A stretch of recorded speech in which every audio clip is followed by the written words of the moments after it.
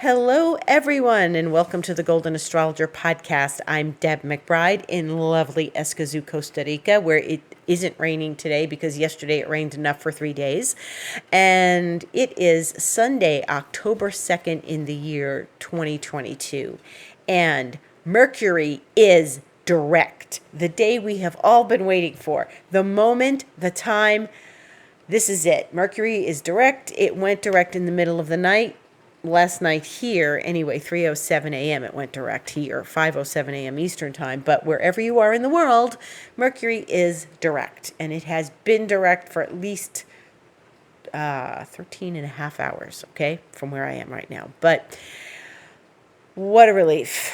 As I said on my Instagram today, I just breathed a deep sigh because this has been, I don't ever remember a worse Mercury retrograde. I think, and I've been doing this for decades and decades and decades. I'm old, okay? I've been doing this for decades. And yes, there are ones that were worse than others, and there were ones that were complicated and confusing, and Mercury retrogrades that, mail was misplaced, and there were misunderstandings. And I mean, I've had them. You know what I think it is? I've had them when I remember a bad Mercury retrograde back in 2004 because Venus was retrograde at the same time in Gemini. And I think when another planet is involved, that's when it gets hairier for Mercury. And Mars is not retrograde yet, but it's in its shadow, and it's been in its shadow, and it's been in its shadow for a while. And just about, not long before Mars went into its shadow is when Mercury went into retrograde. So, yeah, I think it's got a lot to do with the Mars in Gemini getting revved up to go retrograde, or not revved up to go backwards. But I think it's really been a very complicated time. And it was not, to me, an average Mercury retrograde. I had people telling me on 2 different occasions that I was lucky about something, okay? Something important, not like, oh, you're lucky. It was a profound, okay, you're lucky, the paperwork is moving forward, and it was reversed both times. No. They're saying no to that, or yes, they're saying no to that. There were a lot of no's after there were yeses. And there was a no, a yes, a no, and a yes. Okay? So there was one situation that was no, then yes, then no again, then yes, and within days. And it just went up and down and up and down. And so did my emotions go up and down and up and down. And it wasn't just like, okay, no, they don't have that glassware in stock today at the Zara home. It wasn't that simple. It was a complicated matter that I needed a yes on. And if I didn't get a yes from someone, I had to go to find somebody else that would give me a yes. And so this was deep and important and complicated, or muy complicado, as they say in Spanish. And I'm exhausted from this whole thing. And I had people lying to me. And I knew they were lying. I just couldn't say, oh, you're lying. Oh, really? Why is that? Because I've heard this instead. I had people lying to me. I had, back and forth and back and forth and back and forth. I have a package of crystals that are missing that I ordered from beautiful an Indonesian agate heart, a beautiful sunstone, moonstone, a pink amethyst tower, all together somewhere in the postal system, not in Costa Rica, because they were shipped to Florida, where I have a warehouse with a courier that brings my mail to me, and not. They're missing. They said they were delivered and they're not. And now the people who sent them to me are putting a tracer on them. What a mess. What a mess. My machines that were broken, the people who sent me my ozone machine, they're sending me a circuit board to replace the one that's in the machine that they think is what the problem was. My green laser is going to be shipped out after the hurricane calms down in Florida, which I think it will be, yeah, or it already is, but the hurricane region, because I get my packages through Florida again. So everything. And that package of crystals disappeared before the hurricane arrived, okay? So this wasn't, oh, maybe it'll come after. No, has nothing to do with the hurricane. It disappeared. It says it was delivered September 11th, which was a Sunday, okay? So, and now my courier is saying, no, that doesn't make sense. We're not open on a Sunday. It can't be delivered on a Sunday. So it's, no. It's not. It's just been a mess. Okay, so now I've just spent the last 5.5 minutes talking about the mess of Mercury retrograde, okay? I hope for all of you things are getting better. I hope that with this Mercury retrograde going direct, that you are experiencing relief and restoration and calmness and things sorting themselves out. Okay. I sent a lot of Reiki energy to my various projects, my various things that were, up in the air and topsy-turvy and up and down. Some of these things seem to have sorted themselves out. Still waiting for the crystals. But in any case, we have to move forward. We are moving forward as Mercury is moving forward. And this is a lot of energy these last few weeks that were very, very complicated. And I did my Mars webinar the other night. It went very well, and I invite you, if you did not see it or hear it or be there, if you couldn't be there, I invite you to purchase it. You can still purchase it. You can go to my website and go to the same link, and I'm putting it in my Instagram stories and stuff, and you can just go ahead and click on that link and purchase the webinar, and I'll send you the recording. And it's very valuable information. We had some good discussions at the end when people ask questions, so I invite anyone to please purchase the webinar, and you won't be disappointed. It's going to prepare you for these next months. We talked about being in alignment. We talked about the 3-brain alignment. We talked about the 5 R's of receiving. So, how to stay in alignment during the Mars retrograde. So these are helpful tips that we can all use during these next 6 months. 6 months. Mars is going to be in that Gemini zone until the end of March. So we have a long time that we're going to be working with this energy. So the big news is Mercury is direct. Now, I hope you are all sorting out the details. And the interesting thing is that on this Thursday, the 6th, Mercury is going to trine Pluto. Mercury is in Virgo. It is opposite Neptune. And it's not precisely opposite Neptune, but it's opposite Neptune enough, okay? And it's the confusion, the lack of vision, the hard to see, hard to feel aspects, the hard aspect of an opposition, and just the Neptune getting in the way of things being clear. Mercury will start to really move on Wednesday, and Thursday it's going to trine Pluto. Now, it trined Pluto a while ago. I think it was back on the 2nd of September, it trined Pluto or so, or maybe before that, it trined Pluto, and this is good information. This is like balance of, transformative information. And Pluto, this is the other thing why that's important. Pluto is going direct. Pluto is going direct next Saturday. And so Mercury talking to Pluto, Mercury slapping Pluto, giving it the high five and saying, hey, you know what? I'm letting you know that the direct world is good, and, how are you doing? And, they're all just sort of connecting with one another. Pluto being our power, empowering ourselves. Mercury, maybe empowering ourselves with our words, maybe being confident in our words, keeping our word. All very important. Mercury's in its own sign of Virgo. It won't leave and go back into Libra till we meet again after, the next podcast. The Mercury entering Libra will happen next month, not tomorrow, Monday the 10th. So we got a little while yet before Mercury goes back into Libra and then eventually comes out of its shadow. But right now we are, Mercury's going to talk to Pluto. It's talking to Neptune. It's going to talk to Pluto, and Pluto's going to go direct. Now, Mercury, Pluto, Neptune, Mercury talking to two outer planets. This is deep. There's a lot of transformation around us right now.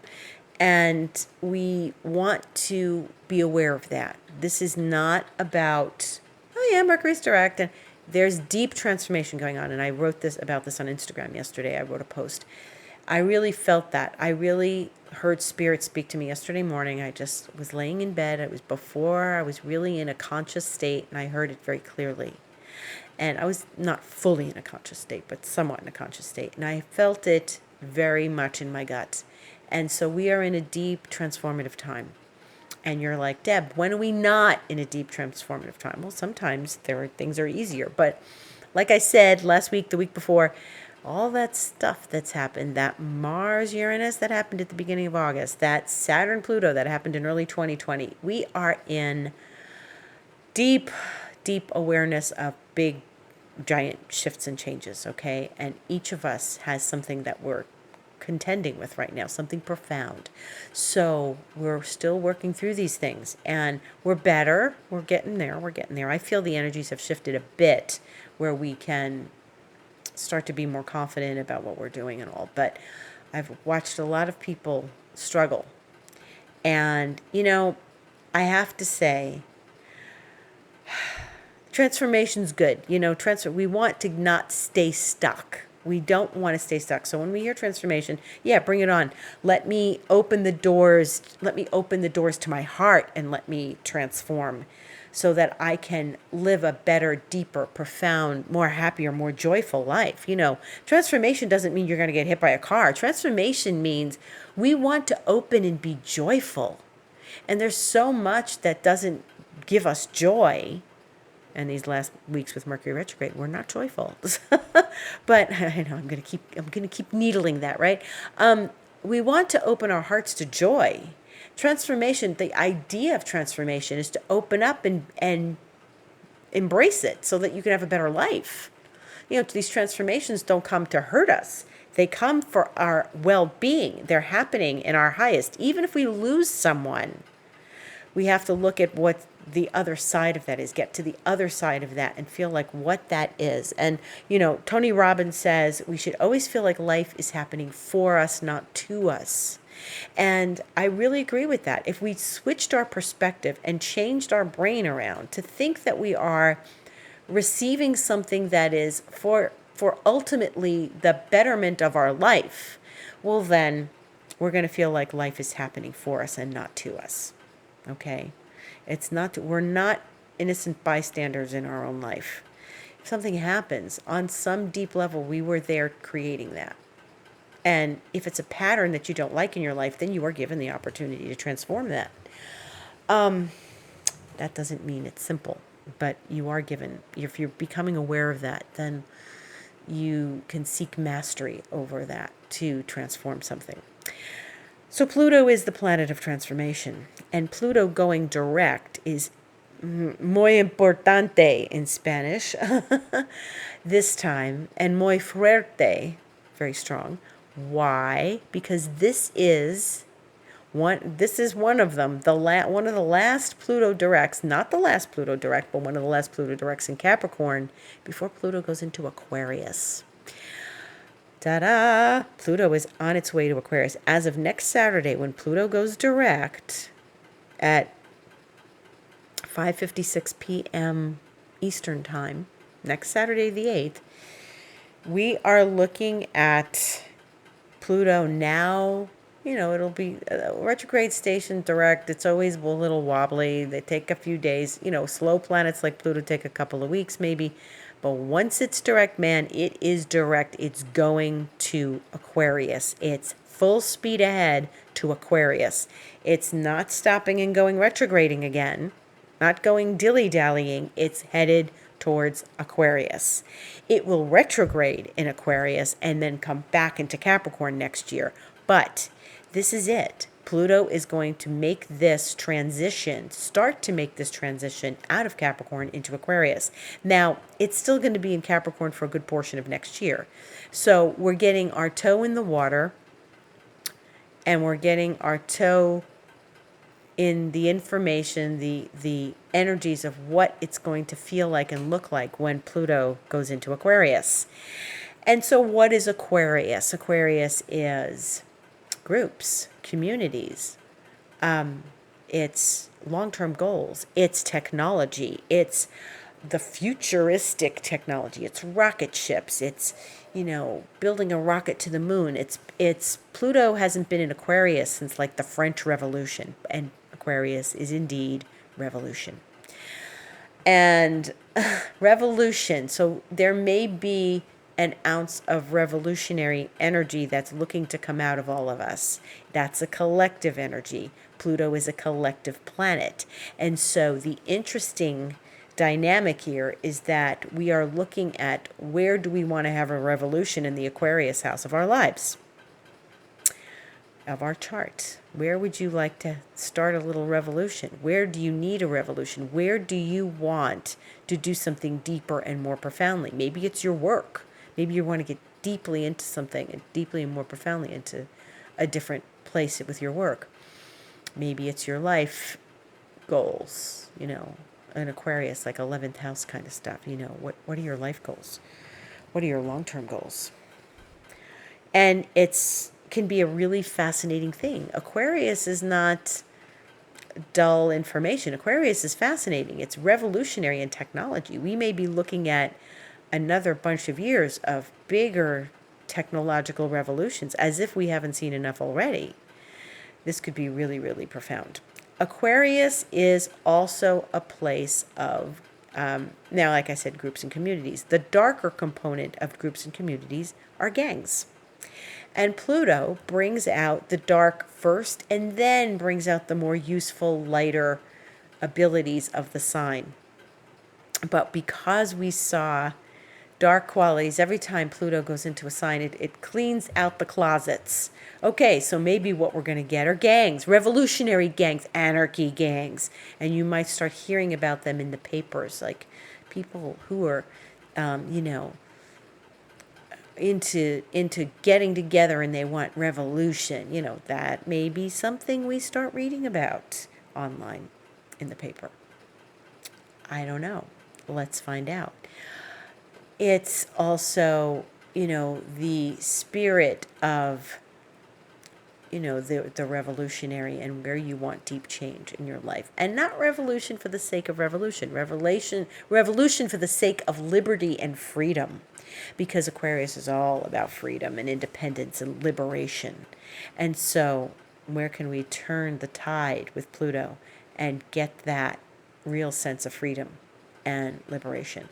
I guarantee you we will start, it's going direct in Capricorn, but I guarantee you as soon as we start to get past the direct mark of next Saturday and we get into the weeks ahead, we're going to start feeling that flavor of Aquarius in the air, on our tongues, in our senses. We're going to start feeling the flavor of Aquarius. And I'm sure of it because this is what happened last time when Pluto went into Capricorn.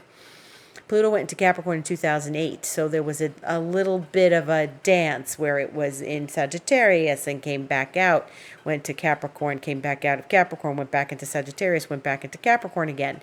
That happened at the end of 2008. What do we know happened? Well, it was the whole stock market, subprime mortgage, Ponzi scheme. See what I mean about dark qualities of Capricorn being the banking systems, the institutions that regulate finances. Those are Capricornian structures. And that's where Pluto was coming in and ripping down the old, revealing it. There's always a revelation. And then, we could move forward and repair. But Pluto wants a renaissance, and it's not shy about it. It's not saying, oh, knock on the door, tap on the door. Do you have a little room in your house for a renaissance? I would like to bring you some. It's not like that. It storms the door down, and it's like, whether you like it or not, we're revolutionizing, the old, and we're getting rid of the old, and we want the new. So remember the French Revolution, and if you've never really read about it, then I suggest you do that, because it was not pretty. It was not pretty. But that doesn't mean that Pluto in Aquarius doesn't have good qualities. It's going to be there for 20 years, folks. 20 years. Wow. It's been in Capricorn since 2008. So, and this is 2022. It starts to tiptoe out. That was 14 years ago. That's not 20 years. That's 14 years. And then maybe 15 by the time it's finished. But it's not going to be 20 because, it's Capricorn, it just won't stay in 20 years. Pluto's orbit is elliptical and it stays in some places longer than others. It stays in Taurus a really long time. It stayed in Cancer a really long time. But for sure, Pluto in Aquarius it's going to be an interesting, wild ride. Aquarius is not dull. So that's it's just going to be the tiptoe of Pluto into Aquarius, but we'll start to sense that vibe, that flavor. I guarantee it within the next month or so. And then we have a full moon next Sunday when we meet. There will be a full moon. It is the moon in Aries opposite the sun in Libra. And this is the annual full moon where the sun is in Libra and the moon is in Aries. And that will be 4:55 p.m. Eastern time next Sunday. That'll be 2:55 for me, so just about 3 o'clock in the afternoon for me. The full moon, I can hardly ever see a full moon here because it's cloudy this time of year. But there it is, 16 degrees of Aries, the full moon. Now, what is special about this full moon? Well, guess what? This full moon opens the door to the eclipse period, okay? So, Sunday the 9th, we have a full moon, and that swings open the door to the eclipses. Now, there's going to be 2 eclipses, and since this is a full moon, that means the first eclipse will be a new moon, and that will be on October 25th. It's a solar eclipse new moon at 2 degrees of Scorpio. So that's going to be Tuesday, the 25th of October. And that's the next lunation after the one that we're having next week. So when we meet again next Sunday, it will be in the throes of the full moon. And that full moon is going to get excited. So the pitch of the energy is going to start getting more revved up, as if we haven't been through enough with this Mercury retrograde and Mars and everything else, and, talking to it in Gemini, from Gemini. And so here we are. So October is going to be quite a month because Pluto's going to go direct, as we know. Saturn is going to go direct on the 22nd. We're having an eclipse, the first of the eclipses, and Mars is going to go retrograde, okay? And Mercury's already gone direct. So we've got a big October, okay? A big October. So fasten your seatbelts for October. The full moon is going to be the significator. So that's one component. Now, the second eclipse is the one that I think has all the power. Why? Because I think it's going to be closer to the nodes, which are still in Scorpio and Taurus, and it will be a north node eclipse, the second eclipse. The first eclipse is a south node eclipse in Scorpio, not as close to the node as the second eclipse, but that first eclipse is a releasing of things. So where does 2 degrees Scorpio fall in your chart? Where does that happen? It happens in my 3rd house. So it's something that we need to release. And sometimes, south node eclipses, like I've said before, and I said the other day on Instagram, old habits die hard when the moon is at the south node. And when we get to that sun moon, new moon in Scorpio, yes, it's new, but we're kicking out the old. So it will highlight and give us some information about what we want to release in the house where 2 degrees Scorpio resides. Now, the second eclipse is November 8th, and it's a full moon. It's a lunar eclipse, and it's at 16 degrees of Taurus. That is the one that's going to be with our friend Uranus. So it's not till next month. We've got a ways before it, but just so you know, the energy of that eclipse is going to be wild because it's a north node eclipse, meaning it's a place where we're not releasing, the area where we need to go towards. And that is where, Uranus is, and that's where the eclipse is going to be. So this is going to be one of those anything happens, anything goes eclipses. That's the second one, just to give you some information. So lots of shifts and changes right now, major shifts and changes. We're getting Pluto going direct, gonna go towards Aquarius. We're going to have that full moon the next day after Pluto goes direct, there's a full moon, and that full moon is the one that swings open the door to the eclipse period. Welcome eclipses. So this is intense. At least Pluto's not going direct at the time of the eclipse. Maybe next year that'll happen, but this is Pluto going forward, and then the door is open for the eclipses.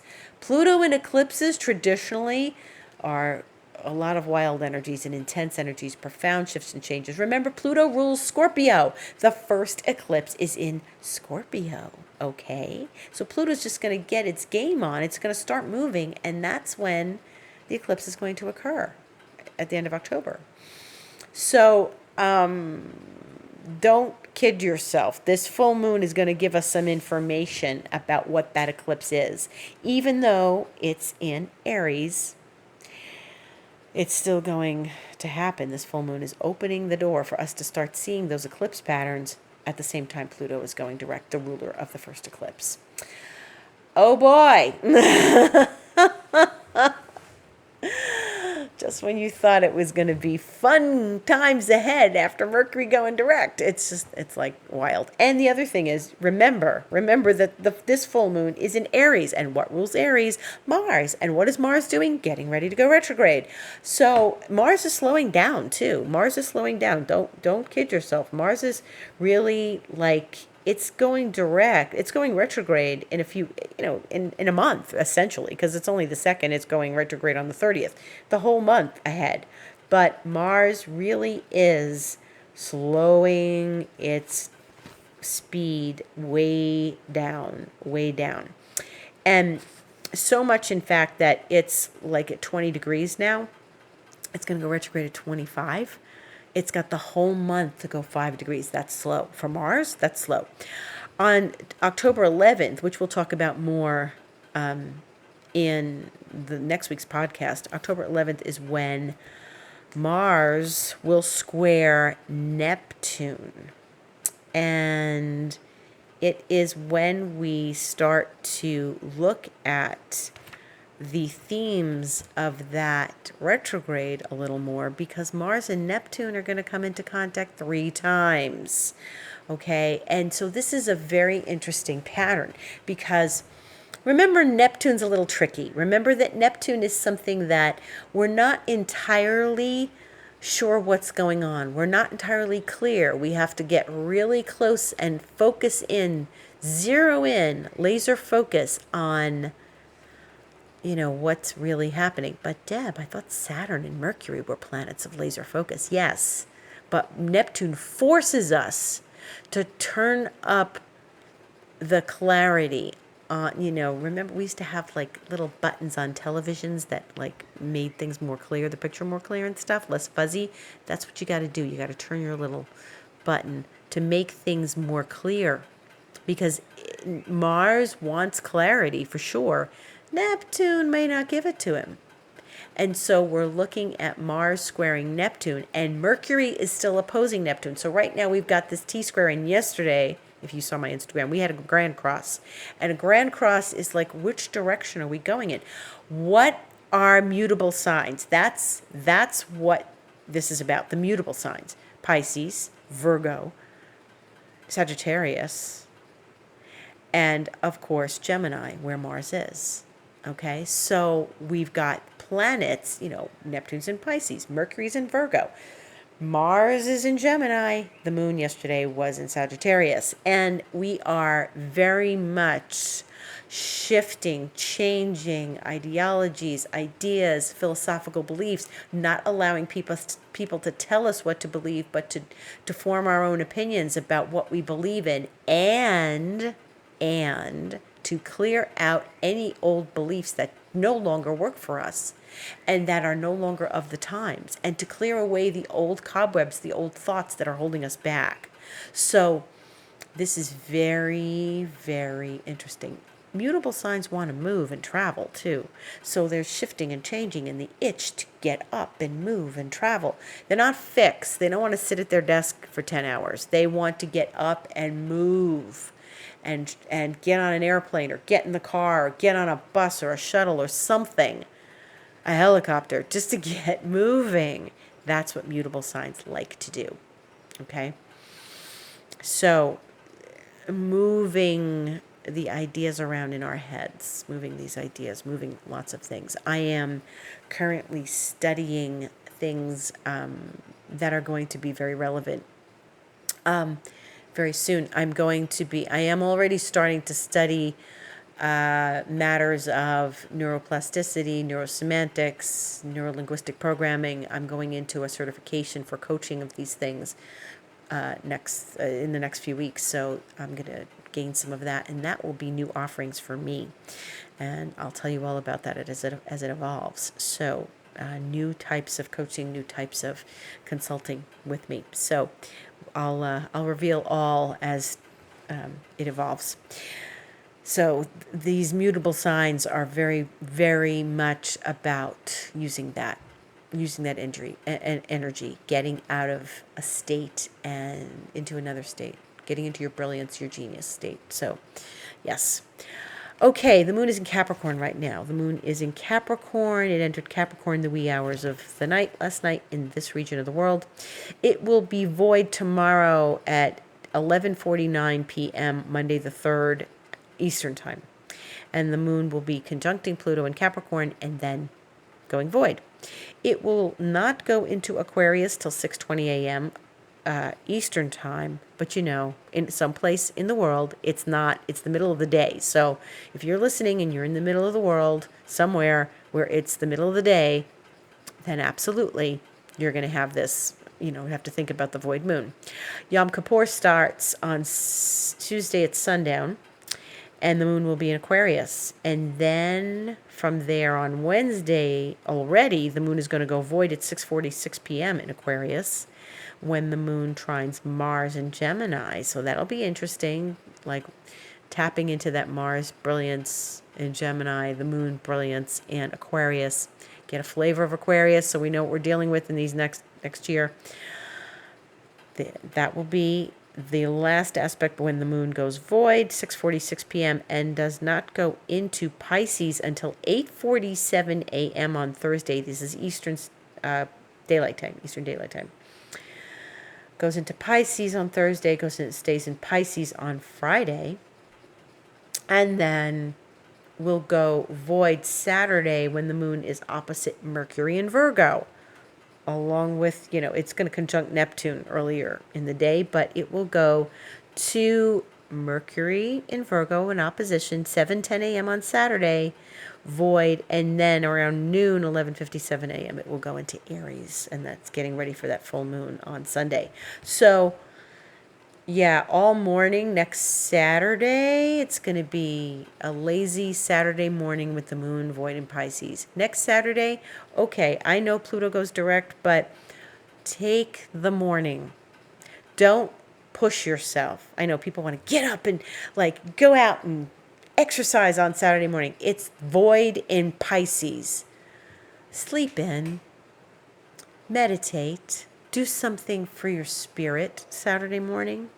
It's going to be void all morning and then go into Aries, in the afternoon, in Eastern Time. Maybe you're in another region in the South Pacific somewhere where it's, a different day, a different time. But I can advise you, when the moon is void in Pisces on a Saturday morning, chill. Don't go racing out. Besides, if you're shopping to do and stuff, if it's not if you're looking for something specific, like maybe you want to buy that new car before Mars goes retrograde, don't do it till noon. Noon Eastern Time, that is. You don't want to buy anything really brand new on a void moon. Or you won't find it. You won't find what you want. But And that's about it. Wow, as if that's not enough. So I spoke for 5.5 minutes on Mercury going retrograde direct, station direct. We've got Pluto going direct on Saturday. We've got that full moon opening the eclipse period. I'd say the energies are high and hot and happening this coming week. So stay tuned. Lots of movement in the heavens. Stay tuned to my Instagram, the Golden Astrologer, and I'll be posting videos, and definitely you can find out from day to day what the energies are going to be like. I have that webinar that you can still buy if you'd like, the Mars retrograde webinar called Moving Forward While the Car is Stuck in Reverse, about Mars retrograde. So that's available. Go to my website, thegoldenastrologer.com, click book online, and you can go there and receive that. You can also book an appointment with me if you'd like to know more deep information about your astrological chart, learning about it and learning about what this Mars retrograde up and coming is going to be for you, and all these other things that we have going on, Pluto going into Aquarius, etc. Eclipses are coming. So if you'd like a session, click on book online. I also do 5D Reiki, and that will help smooth over the rough edges of any transits we might be experiencing. And I wish you a beautiful, beautiful week. Stay energetic, stay happy, stay joyful, and find the joy in your life this week. We can go forward with Mercury forward. And thank you for listening. Much gratitude to all.